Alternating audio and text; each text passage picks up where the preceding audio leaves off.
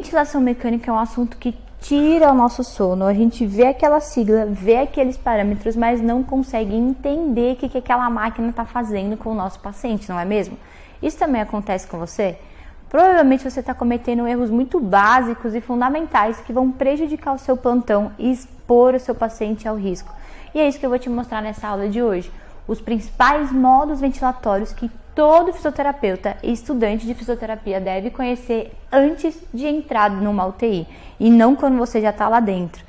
Meu nome é Tamires Jeremias, eu sou fisioterapeuta e eu ensino fisioterapeutas a conseguirem trabalhar na UTI de forma segura, sem surtar, quando o assunto é ventilação mecânica, através do método SVM, que é o simplificando a ventilação mecânica. Então presta atenção, pegue o seu papel e caneta e anota. Existem somente 3 modos ventilatórios convencionais. O que isso significa? É aquele modo ventilatório que você vai encontrar no ventilador mecânico, independente de qual tipo de paciente você tem, se você já mexeu alguma vez na vida ou não na máquina, ou se é um ventilador com alguma outra marca ou algum outro modelo. Sempre você vai encontrar esses 3 modos, porque somente esses 3 modos vão ajudar o seu paciente a respirar melhor ou não na máquina. Quais são então esses modos, Tamires? O primeiro módulo é o modo controlado, de control do inglês. Significa que você, físio, está controlando todos os parâmetros ventilatórios do seu paciente.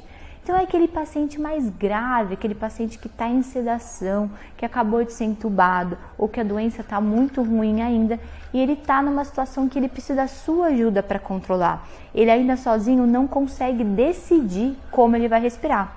Então a modalidade controlada ela pode ser de 2 tipos, ou a modalidade volume controlado ou pressão controlada. Os 2 são controlados, então em um você vai controlar o volume, entre outros parâmetros, e o outro você vai controlar a pressão com o mesmo objetivo, que você segure e faça tudo pelo seu paciente. Então você vai decidir exatamente como a máquina vai funcionar, qual parâmetro vai primeiro, como a válvula vai abrir, tudo, não tem jeito, seu paciente não faz nada. E a gente tem o segundo modo, que é o modo assistido controlado. Então seu paciente já começa a participar da ventilação mecânica, mas ainda você controla as informações para ele.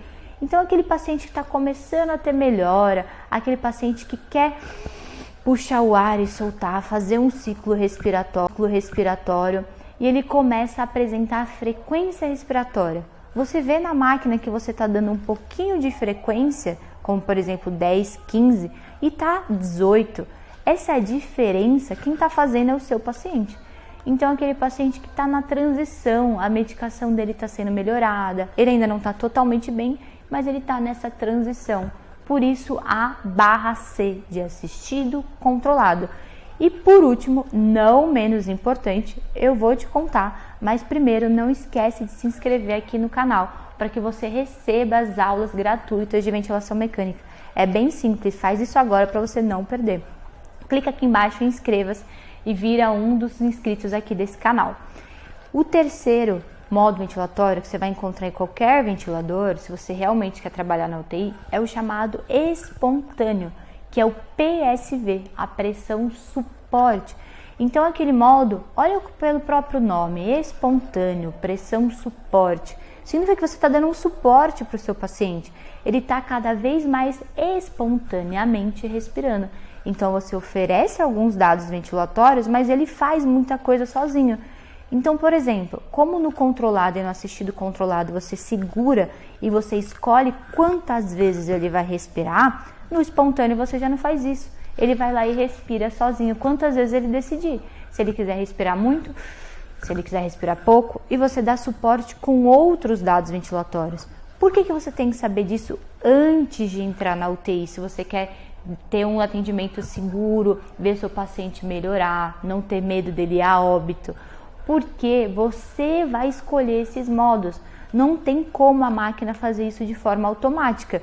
Você vai observar se o seu paciente está melhorando ou piorando e aí vai tomar a decisão de mudar o modo ventilatório dele. Então quem faz essa transferência é você, não o paciente. Sempre observando, ele está melhorando, está com menos medicação, a gasometria melhorou, melhorou a febre, melhorando um conjunto mesmo de informações. E então você vai lá e muda o modo ventilatório do paciente até que ele saia 100% do ventilador e seja extubado. Por isso gera confusão, porque a gente tenta decorar, mas quando a gente está frente a frente a um paciente grave, um paciente que precisa da sua ajuda, essa resposta ela não vem se você não souber avaliar isso dentro da ventilação mecânica. São coisas que você tem que tomar decisão o tempo todo, por isso não tem jeito. Se você gosta da área, você quer trabalhar na UTI, independente se você tem experiência ou não, você precisa dominar a ventilação mecânica. E esses conceitos que a gente ignora por muito tempo na graduação são fundamentais no dia a dia mesmo, frente a um paciente entubado. Então é isso, são somente esses 3 modos ventilatórios, não precisa surtar. Existem modos avançados, mas esses são os chamados convencionais, que você vai encontrar lá dentro, independente ou não se você já tocou no ventilador.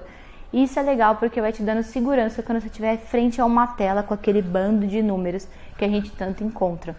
Nos vemos na próxima aula e não esquece de se inscrever aqui no canal e também deixar o seu like. Assim o YouTube vai entender que esse conteúdo foi um conteúdo rico para você e vai ajudar também outros fisioterapeutas a dominar a ventilação mecânica e ajudar milhares de pacientes.